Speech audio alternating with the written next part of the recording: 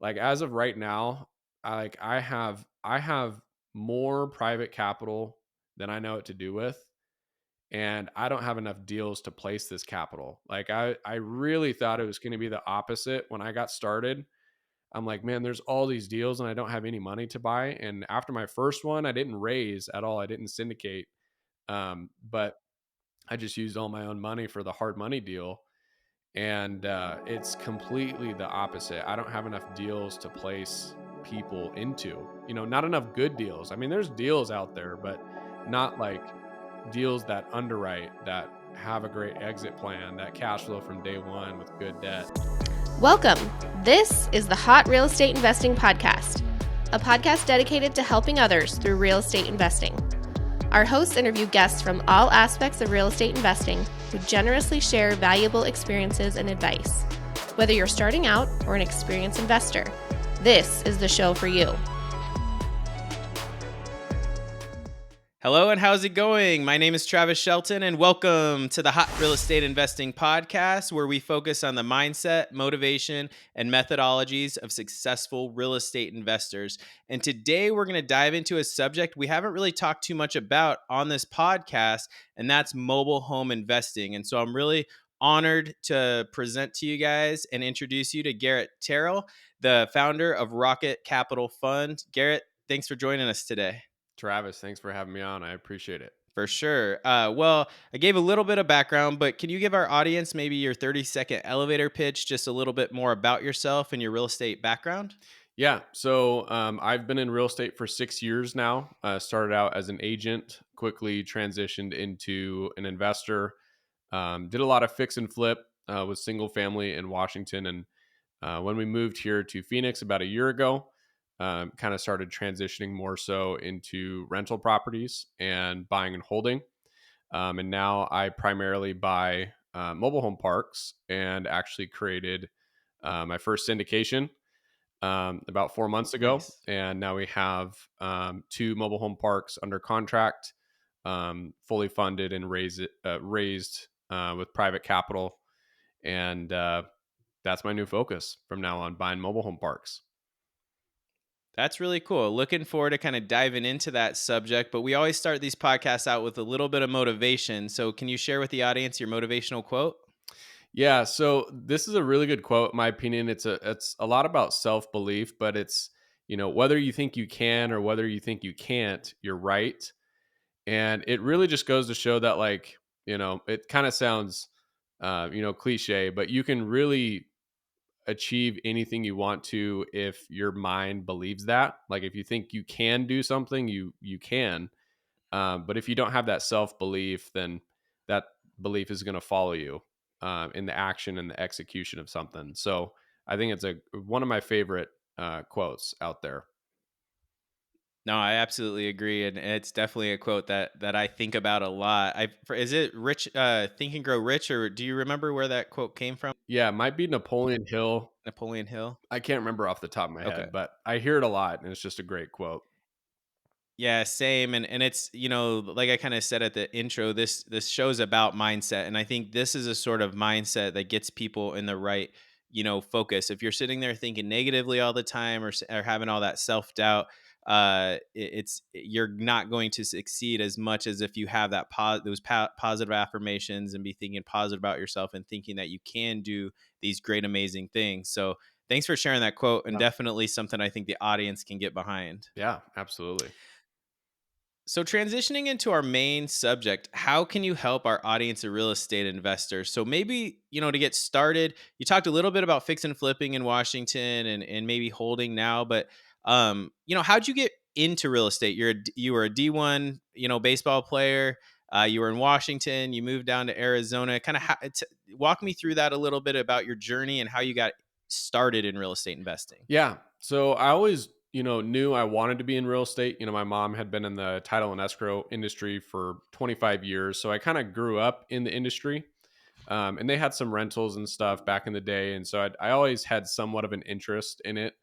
And Mhm. I really did not want to get a job out of college. I was very entrepreneurial and just independent. And I just did not want to clock in and clock out. So I would rather, bet on myself versus just, Yeah. working for somebody else. So I made the leap. I, dropped out of college basically. I had like, probably 2 or 3 quarters left to get my, business administration degree, which means nothing, by the way. And I made, the first couple months in real estate, I think I made, I sold 3 or 4 houses, made like 25 grand that month, and I just dropped out. Like I was like, I'm not Yeah. going to college, I'm not taking any more classes, I'm not doing anything else, and Hmm. that's kind of, I made the leap into it, and I just never looked back ever since then.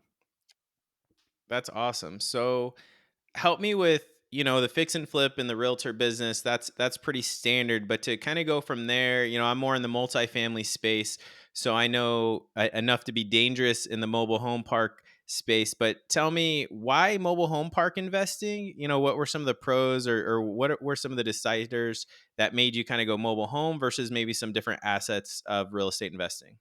Yeah. So I have a good friend who's very well versed in the mobile home park industry and has done very well in the past.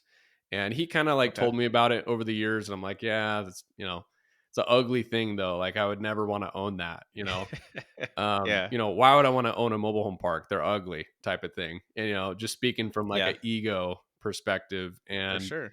um, once you actually, know how to underwrite them and understand the financials of them and the operations, it really, in my opinion, is the best asset class out there. A lot of guys are self storage guys, multifamily guys.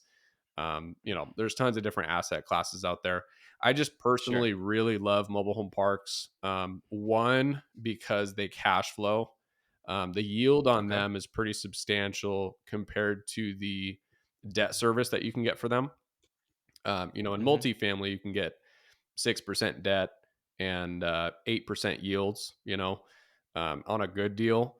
With mobile home parks, you can get 7.5% debt on a 12 cap deal or a 14 cap deal, so the returns are just pretty substantial compared to multifamily. And, I had bought in some small multifamily and they're fine, but, Mhm. my first mobile home park deal was a life changing deal. And I really just decided strictly to focus on mobile home parks ever since that first deal. Yeah. Well, thanks for kind of walking us through, some of the reasons why. Maybe where are you investing in these mobile home parks? I know we have a lot within Arizona, but I notice you kind of do it maybe more in the southeast Alabama, perhaps. Yep. So, kind of how did you select the market, and how kind of did you build your team, or walk us through that process? Yeah. So I selected the market basically based off of if it was a red state or not. I won't look at Okay. anything in a blue state just because of the tenant landlord laws. It's just I already dealt with that in Washington, and I don't want to deal with that Yeah. anymore. And so, Yeah. mainly focusing on red states, large markets, major MSAs, positive Okay. job growth. I typically look for at least 100,000 metro population within 2 hours of a major airport, steady population growth and job growth, major employers in those markets. So, really the Okay. Southeast is fantastic and has been fantastic really the last like 3 or 4 years. So, some Yeah. markets in Georgia, Alabama has been very consistent and very good overall. Florida obviously has grown like crazy, but it's very saturated right now. The Carolinas Yeah. are great as well. I just found a niche in Alabama. I have a good team and boots on the ground there, and Okay. so I love Alabama. I don't know why. Yeah. It just kind of fell into place in Alabama, and I just love the deals there. No family, no ties, nothing like that Nope, kind of drew you to it. It was just simply like going, doing your market research and saying, "Hey, here's a spot," and then being able to get your first deal under contract. pretty much. Yeah, a lot of That's awesome. underwriting. I underwrote probably 100 deals before I bought my first one, and Yeah. underwriting different markets, understanding different things. And also talking with lenders to see how they evaluate markets is another interesting thing that I learned. And I just found Okay. Alabama, few markets in Alabama that were just great overall, on a lot of different factors. Okay. And, at some point you have to pull the band aid and just commit to something, Yeah, and if you absolutely. fail, then you fail and you learn. But if you commit and it works out, then it was a risk well worth taking. Yeah, it's life changing, right? Like you mentioned, and you took that risk, and you had a life changing event, really. Yeah. So, are you more in like the Birmingham area? I know Huntsville. I know enough to be dangerous in Alabama too. So, kind of, are you in one specific market or kind of statewide? Yeah, so I have one park in Montgomery, 33 unit Okay, park, and then I have a 52 lot park east of Birmingham in Oxford, Alabama, and then I actually just this morning got a 24 lot in Birmingham under contract. So congrats, man. yeah, thank you. Making moves, still buying. That's Yep. awesome. And are you kind of now narrowed in because you have your team built out there in Alabama? Is that the primary focus? Or are you still evaluating some of the Georgia deals and some of those other southeastern deals? Yeah, I think as of right now in the near future, I'll probably just focus on Alabama, just because Okay. management and operations wise, I'll probably stick there for a little bit. I Yeah. really like the Carolinas, though. South and North Carolina are fantastic markets. Obviously, you have to pick a great city and MSA there, but just Yeah. overall, the Carolinas, especially North Carolina, has done extremely well in the last 3 to 4 years. And there's some Yeah. major employers opening up there. So I really, I like Florida. It's very saturated right now. Georgia is very hit and miss with the markets. You have to Yeah. be careful in Georgia. I just really like Alabama and the Carolinas right now. No, that's awesome. I love hearing the Carolinas. I invest in the Carolinas myself with some Good. multifamily, and then both Charlotte and then kind of that Charleston area. I got a 6 unit right, but like Georgetown, which is right between Charleston and Myrtle Beach. So I'm huge on the Carolinas right now as well. Nice. Um, so let's talk a little bit about your play. Like when you get into these mobile home parks, right? Like I'm a value add investor, so I look for B and C class multifamily. I try to, sweat equity, force the appreciation. And so, like in these mobile home parks, is there a specific type of strategy you're looking to? Are you just simply buying and cash flowing? Like, kind of walk me through your process for after you actually buy one of these, like this new one you just got under contract. Like, what's the business plan there? Yeah. So I like I like value adding the deal without having to spend any money on it, you know? So like Okay, I would like that. immediate rent raises is obviously a huge, if you can if there's a 50 to $75 lot rent increase on a deal like within a couple months of buying it, like that's a major value add Yeah. in my opinion. Okay. If there's an opportunity to if it's master metered water to individually meter each of the mobile homes and then bill back for the water and it takes Hmm. off, $2,000 of expenses per month, well, that's a $2,000 increase in the NOI every month, 24,000 a year. That's a very good um, capital improvement, just by Absolutely. individually metering the water, So I look for Hmm. things like that. Um, you know, Most people don't come in and, value add and remodel like these mobile homes just because the value isn't there for them. I mean, you can do Yeah. like a couple like turns and make readies and stuff like that. The major value adds that I see people doing in the mobile home park space is like infill. So Okay. if there's like for example, my 52 lot, there's 45 currently occupied, but 7 of the lots are vacant. So in Okay. that sense, we could bring in brand new mobile homes or older ones like 1990s, early 2000s that cost, 15, 20, $25,000 and charge a Hmm. $375 lot rent,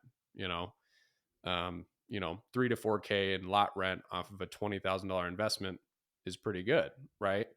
And it Yeah. also increases the overall value of the park and stuff like that. So I look for minimal value adds and stuff like that, but I'm looking for, I'm looking for day one cash flow. Like day one cash Yeah. flow right out of the gate has to cash flow. I also look for um a cheaper, like almost like the 1% rule in the the Okay. traditional 1% rule. If it's 80,000 bucks, it's got to at least rent for $800. It's kind of the Yeah. same thing in the mobile home park space. You just kind of have to be careful if it's tenant owned or if it's park owned, because if it's park owned, Yeah. then you're responsible for the maintenance, right? But if it's tenant owned, the tenants are responsible for the maintenance. So like for this 52 lot deal, we're buying it for 26,000 a lot basically, and Okay. lot rents are 320, and they're going to go to 370 2 months after I buy it. So there's a great little spread in there from the start. Yeah, for sure. So do you focus on those that are like all non-tenant owned so that way, or that are all tenant owned so that way you're not responsible for any of the maintenance basically? Yeah, typically the tenant owned parks have lower expense ratios. So lenders love that. Okay. And typically that's what you want to look for in the mobile home park space, because Okay. park owned, you can charge higher rent, but you also have like a 40, 50, sometimes even 60% expense ratio. So it does make Yeah, sense. that's But, crazy.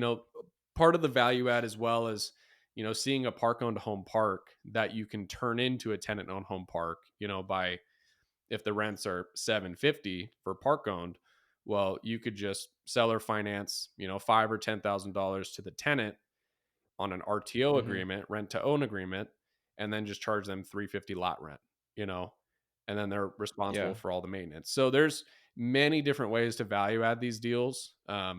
Basically, it's Yeah. a lot of operational value add, just bad operators, or, mom and pop Yeah, owners that mom and have owned it pops. for 50 years. And like, I just saw a deal the other day.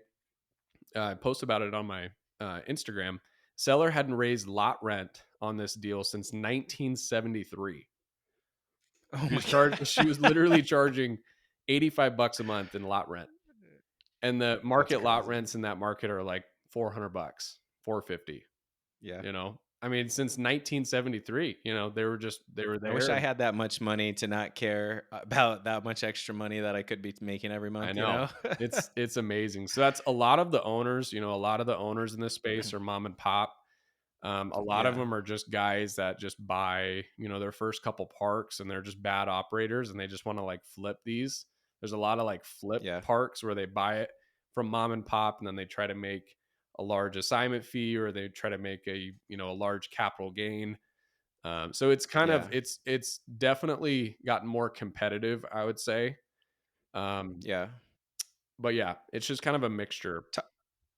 Yeah, so talking about competition, maybe, I mean, like, what's the downfall, or like, what's the biggest like competition or challenge that you're currently facing within? Is it like, it sounds like you're making offers, so deals are out there. Is it the financing? Like for me in multifamily, like financing's tough right now. So it sounds like with the mom and pop within mobile home, you might have a little bit more option for seller financing, maybe some sub two, but like talk to me about the strategy with financing some of these deals, and do you have to put a significant amount down? Kind of walk me through some of that process. Yeah, so it's usually 25 to 35% equity. I have great Okay. relationships with a lot of national brokers, and also a few good local banks in Alabama. Okay. So the financing is actually relatively easy to put together, because banks Okay. actually love these. They love these deals, especially when they're lot rent only, when they're tenant owned, because Okay. it's virtually zero risk. Like, you're paying for utilities. In some cases, you're even billing back the utilities to the tenant. So you just own the Mm-hmm. land, and you're collecting lot rent income. It's like very low expenses, and it's just low risk for a bank, because like, if you Yeah. have 50 lots, what's the likeliness that all 50 tenants are going to spend $10,000 to $12,000, pick up their tenant owned home and move it to another park? Like, what's the likeliness of Yeah. that? It's just not going to happen. But if you Zero. have a Yeah. park owned home park, and there's only, there's 35 and there's 30 that are park owned, what's the likeliness that four or five of them could be either late on rent or move out next month? It's just a much Mm, higher percentage. So they offset for that sure. risk with higher debt. So typically, park owned home parks Okay. have higher debt, tenant owned is much less. Some tenant owned parks, you can even get agency debt on it. I mean, like Okay. 4.5, 5.5% debt right now. And so, but Nuts. those are like Yeah. the very nice, like, retirement community, pickleball courts in, Sure. Florida, those types of deals. But the financing is relatively easy to put together. I would say right now that it's just the lack of deals, because Okay. it's a asset class with very high demand but limited supply. So, like, Okay. nobody's going out there and getting a building permit to build a 35 unit mobile home park, like, Yeah, So it's an asset class where exactly. the supply is just slowly and slowly and slowly going down, but the demand has Yeah, always been there, buying wise, and it's probably even more now since it's got more popular over the years. And so there's yeah, only so many mobile home parks in Alabama. You know what I mean? There's yeah, not like for a sure. million coming up every day. So I would say that the lack of deals is probably the hardest part, and just Yeah, getting through to some of these sellers um, without having to deal with wholesalers. Um, there's a gotcha. lot Yeah, of commercial wholesaling going on right now with the mobile home park industry. I mean, I just got this deal the other day. They locked it up for 1.1 million, and they were trying to yeah, sell it for 1.9 million. They were yeah. trying to make an These, $800,000 assignment fee on a $1.9 million deal. And so just stuff like that is frustrating. And, so yeah. dealing with that, obviously is a challenge in the industry. But I would say, yeah, lack of deals for sure. And dealing with wholesalers. Help me with the property management. Is it easy to find people to property manage these? I know sometimes, like, if I'm looking at like a D class multifamily, like, I can't find anyone to go in there, and not that I attribute D class to these mobile homes, but sometimes they're a little bit more rougher. The tenant base is a little bit rougher. Help me there. Is it easier, like in maybe Alabama, to find property management there, or have you had any struggles with that? Yeah, so property management is definitely a big pillar of the business. Your part Okay. can make or break based on the property management. So it's good to, kind of automate a good majority of the property management, setting the tenants up on Rent Manager or Appfolio, Mm, auto pay, stuff like that. That's a huge yeah. factor into this. But you do need to have somebody that's on site, that can knock on a Okay. door. So sometimes it's a tenant, and you can, charge a lower lot rent or give them free lot rent in order to collect rents. But again, Okay. there's a lot of fraud with that too. So you try to automate as Yeah. much as you possibly can, because you can't trust everybody. I mean, even multifamily, property managers, you can't Sure. trust everybody. So Never. it's a constant. That's a big piece of the operations is automating versus having boots on the ground, people on site, a little bit of mixture of both, and just staying up to date on the expenses and really just keeping a good eye on things consistently. Yeah. So now let's talk exit strategy. Yeah. You mentioned this last deal is like your first syndication, and you got two more under contract. So are these these 3 to 5 year holds? Like kind of what's your exit strategy here? Like what are you offering investors? Let's dive into those details. Yeah, so typically the exit strategy is going to be, I usually say a 5-year hold. Okay. Realistically it could be much sooner than that. Because obviously with commercial deals, these are based on the NOI, the values based on the Yeah. NOI. We're kind of waiting for the debt market to kind of even out. And we'll have a pretty significant equity growth with two of the parks that I have right now. And so that's kind of what we're banking on. But obviously, just Okay. continuing to raise the rents and lower the expenses. That's a big piece to this. But for Yeah. example, we're forcing equity growth with the 52 lot park. I mean, just that within itself, we're buying it at a large in place cap rate, to where Hmm. that market is probably an 8 to 8.5 cap market, and we're buying it at a 10.5 cap in place, Nice. and we're increasing the NOI 2 months after we purchase it. So Yeah. we're pretty protected as far as the overall deal goes, and we're getting, I mean, it's cash flowing substantially with 8% debt, 8.5% debt. Yeah. It's like day one, almost a 25-35% cash on cash return, to my investors. Yeah, I So mean, I love it. I guess my the reason for the question is, like, are you holding these like 10 years? Is this more of a cash flow play that investors are trying to get in and say, "Hey, I'm trying to hit double digit cash on cash returns and just hold my money." yeah, Where, sometimes like in my space it's more like a flip, right? And it's more like, "Hey, how quick can I double this person's money and get to the next deal?" So is there kind of that same strategy of like get in and get out as quickly as I can and turn the money, or is it more like, hey, my investors really want to just sit on this cash flow for a long time because it is generating such good cash flow? Yeah, it's more so a cash flow play. Okay. I definitely underwrite the deals with the intention of, exiting or not exiting, but refinancing and getting their capital back as soon as possible. And then it changes the Okay. equity split after that. Yeah. But yeah, I mean, realistically with these parks that I'm buying, we can refinance and get all of the investors' capital back within 2 to 3 years. Very relatively easy. That's I mean, my awesome. first park, I'll tell you a little about my first park. So I bought it for 1.1 Okay. million, 33 unit park. When I bought it with hard money. When I got it appraised with hard money, it appraised at 2.04 million. So I bought it at 58% LTV, and I That's actually just awesome. got it refinanced with a local lender, and you know, got a $1.25 million loan on it, and now it's locked into long term debt. It's cash flowing. I have zero money into it, and That's it's awesome. it's cash flowing like $7,500 a month. It's pretty amazing. Hey, infinity return. That's amazing. Yeah, So that's yeah, awesome, so dude. that was my first Congrats. park, first experience with it, and that was, I did that within 6 months. Bought it last Yeah. October, and actually just refinanced it last month. And the Wow. banks definitely wanted a little bit more seasoning on it, and the rate's not the Sure. best, but going from 12, 13% debt to market debt is a big difference, and it's like a three, four Yeah. thousand dollar difference in the cash flow.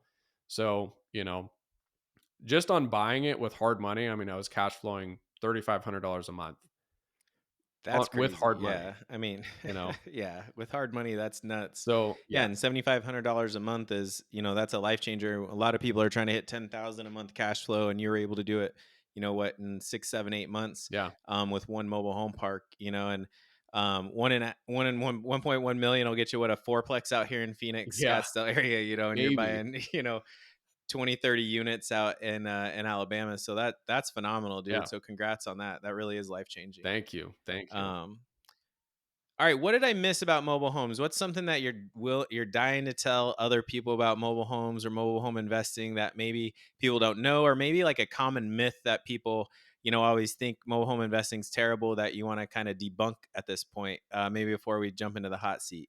Yeah, I mean, the thing is like I had the same hesitations, repercussions about the business or the asset class that anybody else is going to have. Yeah, It's like, I never woke up one day and said I wanted to own mobile home parks, but like yeah, nobody does. honestly, yeah, like but at the end of the day, like, you're doing this business to make money. I see a lot of Hmm. guys in the multifamily space that buy these like, large deals, or they syndicate these large deals, but they're not making any money.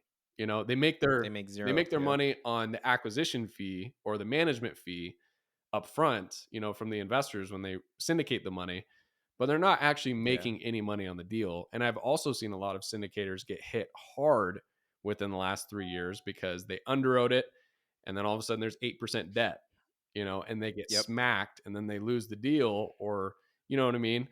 And so I Absolutely. just think the risk versus the reward with mobile home parks is just, it's a no-brainer. It's such a high yield for the actual risk. I mean, there's a lot of Yeah, things that can go wrong in the apartment business. I for mean, it's sure. so dependent on the debt, but the debt on mobile home parks is pretty consistent. It doesn't change very much. Um, Hmm. and I don't know. I just found my niche with mobile home parks, and and see, even sometimes when I'm underwriting deals or if I'm on site somewhere, I'm like, man, am I really buying like mobile home parks? Like these are not the nicest things in the world, but they Yeah, just make money. It's just awesome. I every day in the mobile yeah. home park industry, I grow more and more to just love it.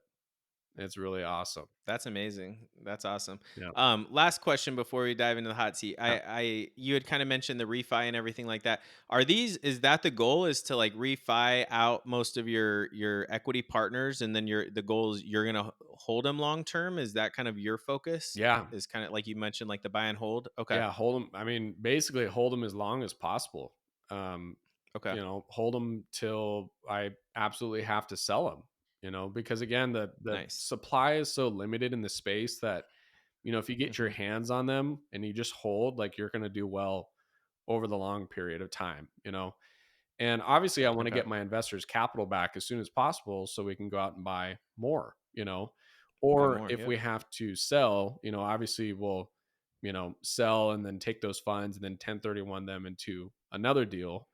But yeah, Yeah. the main thing is to get my investors' capital back as soon as possible because obviously that looks better on my end, and it gives them more Yeah. confidence to invest in more deals with me. But like as of right now, I have more private capital than I know what to do with, and I don't have enough deals to place this capital. Like I really thought it was That's going to be the awesome. opposite when I got started.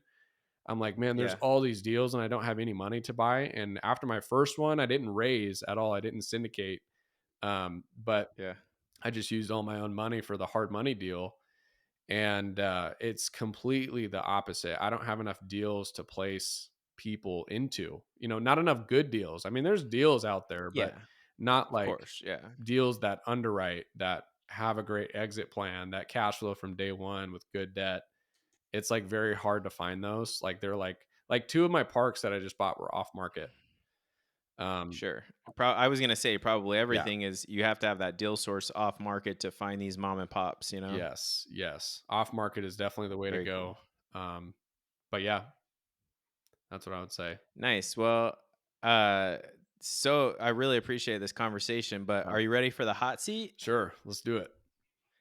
All right. We ask all our guests the same final four hot questions. So, question one, Garrett, what is one book you'd recommend to someone wanting to know more about real estate investing and maybe specifically mobile home investing? Yeah, so I would say this is probably a different answer than what most people would say, but there's not like a specific real estate book that I would recommend. Okay. But one book that I would recommend that's helped me overall in the real estate industry is How to Win Friends and Influence People, because Love this it. is Yeah. such a big relationship business. And if you don't know Hmm. how to talk with a seller or talk with a buyer and build rapport and have them trust you, then you're not going to get very far in the business. Like Yeah. so much of my day is spent talking to people, especially sellers and lenders, and building rapport and building trust. Like it's just, if there's one book to read, it's How to Win Friends and Influence People, because it's like they want to do business with people that they know, like, and trust. And that Absolutely. book will help you do that 100%. Yeah, I totally agree. I mean, you can't have a better book than that. And even on the other side, on the capital raising, right? Yep. So it's like you got to have that know, like, and trust factor. What's your favorite productivity tip, trick, tool, maybe an app, time saver that allows you to get more done than the average person? Yes, this is a great question. I recently just got a journal. I used to not, Okay. like journaling. I think it's kind of woo woo, and but Yeah. it's called this Kaizen journal, and I just picked it up off Amazon. But it's like a Okay. daily, like, what are your goals for the day? What are you grateful Hmm. for? What are what's your intention for the week? Type of thing. And it just building that muscle of like every day knowing what you're trying to work for the day, and like stacking these like little wins every day has been really Yeah. huge and has crazily boosted my productivity. um that's like literally one of the coolest things that I've done recently is do this little journaling thing. It takes like a minute, like 2 or 3 minutes every day, Yeah. and it has boosted my productivity like crazy. So Kaizen That's journal awesome. on Amazon. Kaizen journal. Yeah, I Yep. do the same, and I'm someone that likes to write things down. I actually have my journal, like, I'm sitting here and I have like the big book, right? Nice. And it's the same thing. It's got like minute, like hour by hour, every 30-minute block. Same thing, like what your goals for the today, and giving yourself that assessment of like afterwards of like what did you want to do today that you didn't, or what positive things that you did today that you wish you want to do tomorrow. Yeah. But I love kind of that writing down of a journal. So thanks for that, Kaizen. I Yeah. got to look into that one. Yeah. What's your biggest real estate mistake or failure, and what did you learn from that experience? Ooh, that's a great question. So biggest failure in real estate, we had a flip. This was actually 2 years ago when the market kind of turned upside down interest rate wise. Yeah. We had a flip that we bought for 400,000. ARV was 575. Everything was there. It was an easy cosmetic. Everything was in place. Everything was perfect. And then the rates Yeah. doubled. And so our days on market doubled, and we ended up losing money on that flip, which was Okay. frustrating. We lost like, I'm not afraid to share it. We lost like 30 grand on the deal. That's tough. Which Yeah. is which sucks, but I actually learned so much from that deal, to basically, when I'm underwriting, look at every single aspect. And this is for single family, but look at every single Yeah. aspect of what a future end buyer would look at. Mm. And just, yeah, that I could go on for a very long time about that, but I would just say, Sure. b- underwrite deals much better. Be more, be more analytical instead of optimistic when you're underwriting. That's what I would say. Yeah. Yeah, That's you what I got to learned. kind of underwrite conservatively. And then, like you said, when things are good, anyone can make money in real estate. It's when things get a little scary, little choppy, that's when you kind of go back to those tried and true, principles. And I think when things are so good, you tend to oversight sometimes those principles that we know we can all get ourselves into trouble. Yep. But $30,000 is probably is like a $30,000 guru or coach Yep. that you probably learn more doing it yourself than you ever would have just paying someone else. So I'm sure you'll make that up tenfold in some of these mobile home parks. But I will say on that, so out of 40 single family fix and flips, that's the only one that we've ever lost money on. Wow. Knock knock. Um, Yeah. but yeah, we've made a lot more on some of the other flips, but that one definitely hurt and it sucked. But 39 profitable flips, one where we lost money, pretty good odds. One lesson Yep. learned. Yeah. Hey, I'll take those odds any day of the week, my friend. Yeah. All right. So final question. If you could be remembered for one thing, what would it be? Man, I would just say, like, if somebody has like a real estate problem or a real estate situation or just anything, like just being the go-to guy, like Nice. the first thought in everybody's mind when it comes, because I have a lot of experience in single family as well, but just being like the go-to resource for everything, I think would be, that's a great thing to be remembered by, because I had a mentor in Washington where, he was a very successful real estate agent and investor, and he was just known as the guy. Like any situation, any listing, any buyer, any loan Yeah. thing that happened, like go to Joe and he would Call figure that it guy. out. Yeah. And I just think it would be a great thing to be remembered by, is just, being the problem solver, just being able to figure out any and every situation, in real estate would be pretty cool. No, yeah, absolutely. That'd be an amazing thing to be. We all strive to be that expert or that goat when it comes to real estate, right? The But there's goat. so many within all the different asset classes within real estate. Well, hey Garrett, Yeah. this was a lot of fun. I learned a ton and really appreciate your time today. Yeah. Thank you. Um, the best place for the hot REI community to connect with Garrett is gonna probably be on Instagram on Yep. our on his website. We're gonna include all his contact information on our show notes, so please go follow him, check him out. Highly recommend. He has some great content and shares a bunch of information on all his social media channels. Um, I hope you guys learned what mobile home park investing is all about, how you can get involved, and maybe some specific markets that might be more profitable than others, like red states as opposed to blue states. So definitely appreciate Garrett and all his expertise. And to the audience, thank you for tuning in today, and commit to taking action, maybe by investing in mobile home parks today. And take care, and God bless. Thank you for listening to the Hot Real Estate Investing Podcast. Check out our website, hotrei.com, for additional content and resources. And please take a moment to subscribe and leave a review so we can continue to bring even more value to others through real estate investing.